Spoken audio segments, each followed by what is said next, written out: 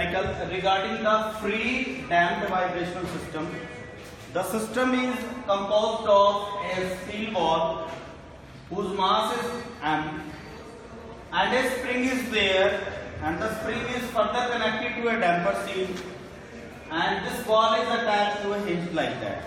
Moreover, since the ball is attached to a strip and the strip is further attached to this spring damper system. So if I pull this ball in a downward direction through an angle of theta, or I rotate this ball through at an angle of theta in the downward direction, and after that I leave my hand from there. So what will be the natural frequency? Point number 1. Point number 2, what will be the damped frequency? Because damper has been introduced in earlier cases or in earlier numericals, damper was absent. So since the damper has been introduced, so a new term is also introduced. We have already solved the derivation for that. So what will be the omega d in that case? Yani that is the damped natural frequency. So that we have to find out. And next one is the natural frequency and the damped natural frequency. And omega d is your circular natural damped frequency. So from this diagram, let us analyze it how the system will behave when the application of load is there in the downward direction, which will try to rotate the system in a downward direction through an angle of theta. It rotates, the ball comes from this position to this position, and during that position it travels an angle of theta. Now, since it is traveling an angle of theta, the point over here, it also gets displaced through a distance of x, or we can say that the spring gets elongated through a distance of x, or moreover we can also say that your damper gets actuated through a velocity of x dot, where x dot will be the velocity, x is your displacement in the spring. So spring gets displaced due to the displacement of the steel ball. So your damper will get actuated. Due to the actuation of the damper, x dot comes into the picture. So let us analyze it. Since it is getting downward through a displacement of x, so what will be the value of x? From the diagram we can view that from here to here, this the value is small a. If I zoom this area so as to calculate the value of the displacement, the zoomed area comes out to be this much. So from this figure we can very well view that x will be equal to a into theta by applying the rule of theta equal to L by R. Theta will be equal to L by R. This is your L. L is the length of the arc and R is the radius. R is your radius, so the length of the arc will be equal to R into theta. By applying that fundamental, we are calculating the value of x. In earlier cases also we have been doing like that. So from here x equal to a theta, we are differentiating x once. So differentiating x dot will be equal to a into x dot. Similarly differentiating it again, so x double dot will be equal to a into x double dot. Now I will be applying the D-Lambert principle. So as per D-Lambert principle, the summation of the inertial torque plus external torque must be equal to 0 so as to remain the system into the equilibrium or so as to bring back the system to the equilibrium or the mean position.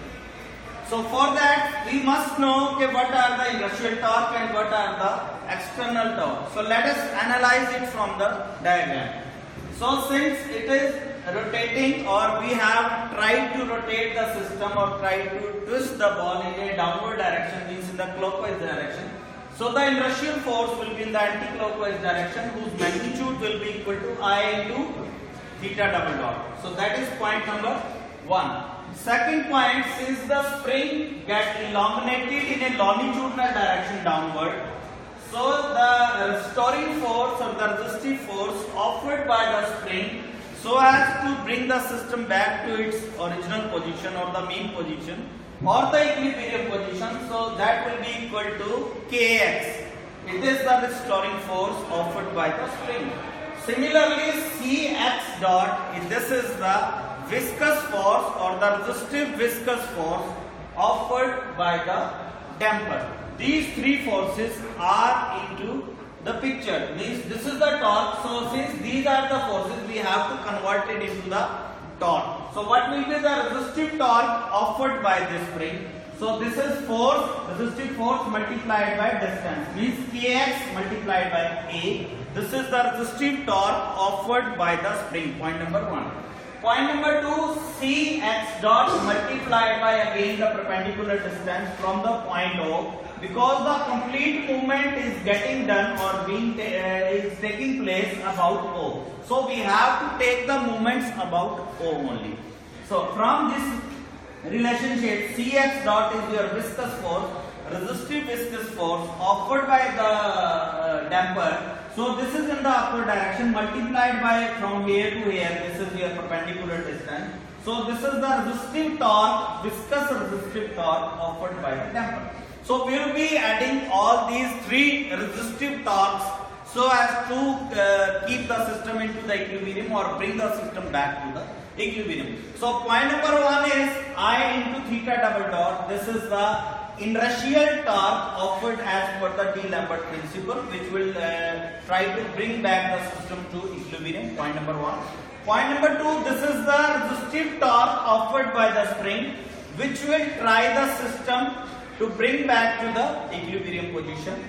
Point number 3, this is the resistive torque offered by your damper, which will also try the system to bring back to the equilibrium. That must be equal to 0 as per D-Lambert principle.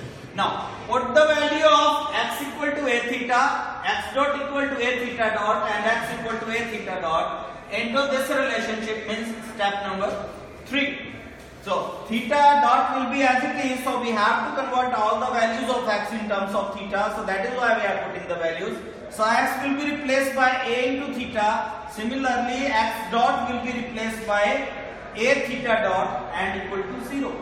By further rearranging this equation from step number 5, we observe that theta dot equal to this Ca square upon I into theta dot plus Ka square upon I into theta equal to 0. So that becomes equation number 1. So this equation is a fundamental differential equation for a viscous system of a single degree of freedom. This is the point number 1.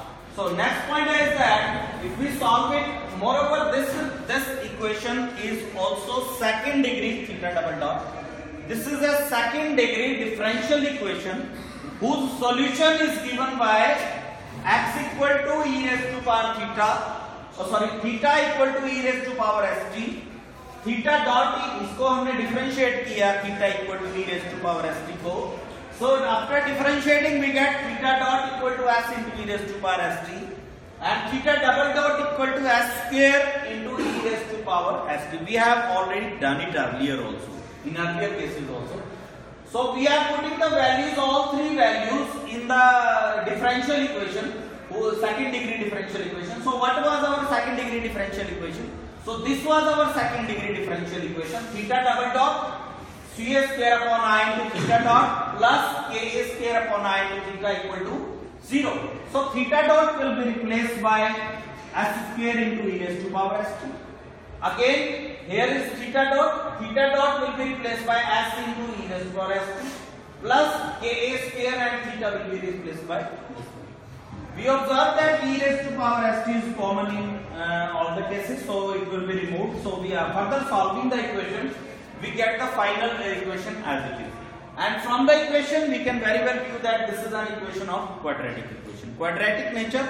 So since the equation is quadratic, so it will have two roots, so we have to calculate those two roots. So s1 and 2, that will be equal to minus b is here, c square upon I, minus b plus minus root of b square means this much square, minus 4ac, a is your 1, 4 into 1 into c is your Ka square upon I, divided by 2a, 2 into 1 means a. So this is your S1 and 2. So these are the two roots of the quadratic equation. This is the solution up to here. Now we have to calculate in this numerical the critical damping coefficient. So we know the condition for the critical damping coefficient. If you have got two roots like that, if you need to calculate the critical damping coefficient, its root portion means this portion must be equal to 0. And in that case, S1 will be equal to S2. So I have also written the same condition. Condition for critical damping coefficient is that the under root part of S1 and S2 means this part must be equal to 0, and in that case S1 will be equal to S2. That we have already done in case of while solving the equations of zeta equal to 1, zeta greater than 1 and zeta less than 1. So I am equating this root part equal to 0 so as to calculate CC, means critical damping coefficient. From by equating it equal to 0, this C becomes CC. A subscript comes into the picture, means CC. CC shows that your C earlier it was a simple damping coefficient. So once it has been equated to 0, C becomes CC, means the critical damping coefficient. So it is equal to 0 by solving this equation, equating it to 0. So we can calculate CC will be equal to 2 root of Ki upon A. So this is the solution of CC up to here. Now let us see the further solution. The further solution is in CC from C equal to 2 into root of Ki upon A. We see that we can put the value of I equal to ml square. Because the complete movement of the system is about the point O, the complete since this ball, the eye of this ball will be considered about O. If the ball is rotating at its own axis, then will be taken the moment of inertia about its own axis.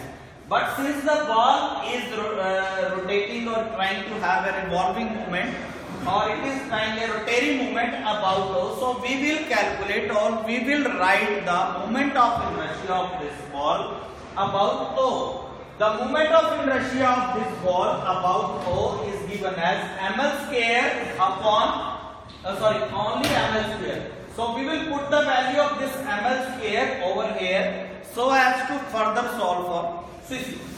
Now next point is we have to calculate the damping factor also. So damping factor or damping ratio, that is given by zeta, and the zeta will be equal to C upon CC. C is your damping coefficient and CC is your critical damping coefficient. So put the value of CC from step number 11, that is step number 12. So we had calculated CC was equal to 2 root of Ki upon A. Just put the value over here. We are putting the value over here. So it's solving it. So zeta will be equal to, damping factor will be equal to A into C upon 2 root of Ki. So this is your value. I am keeping this value here only so as to further solve it. So I also know that CC is equal to 2m into omega m. So I am simply putting the value, I am interested in calculating the value of CC. CC is also equal to 2 root of Ki upon A from step number 12. Now I am interested in calculating the value of omega m. So how do I do that? Omega m will be equal to, this term will be divided by this term. Please bring this 2m in the downward. 2m 2 into root of k मेरा ऐसे कैसे, I का value मैंने ml square रख दिया है क्योंकि मेरे पास ऊपर मैंने आपको बताया कि ml स्क्वायर है अबाउट O. 2m नीचे आ गया, a ऐसे कैसे है. By further solving this equation, so the equation becomes L root of km upon ma. Now omega, make it a square of that one. So omega m square will be equal to L square. Root हट जाएगा km divided by m square upon a square. So m से एक m cancel हो जाएगा. So that relation becomes kl square upon m square. So this the value of omega m square. Moreover, I have to calculate in this numerical the damped circular frequency. So damped circular frequency will be equal to omega d will be equal to omega n root of 1 minus zeta square. Just put the values. So bring the omega n inside. If you are bringing it inside the root, it gets squared. So it gets squared omega n square minus omega n square into zeta square. Moreover, zeta will be equal to c upon cc. This is the value of zeta. Put the value of zeta over here and the omega n square from here. By putting the value of omega and zeta in this step, we can calculate omega d. So omega d will be equal to kl square upon m square minus kl square. This is the value of omega n square and this is the value of zeta square. So further solving this relationship, we reach to the conclusion that omega d will be equal to La root of k by m and in bracket 1 minus c square a square upon 4l square into km. k by m मैंने यहाँ से पूरे में से common लिया और l by a भी मैंने कॉमन लिया. मोरओवर आपने अगर fd निकालना है यहाँ से डैम्प्ड नेचुरल फ्रीक्वेंसी निकालना है, so you can find out is the damped circular frequency divided by 2 pi. We can find out the values. Moreover, next point is that in the complete numerical, some values are also given. Like you may be given value of C, your value of M mass is 10 kg, length is 5 kg, A is 5 centimeter. So by solving this relationship, in the last you just put the values, digital values in over here, and you can solve the numerical. Thank you.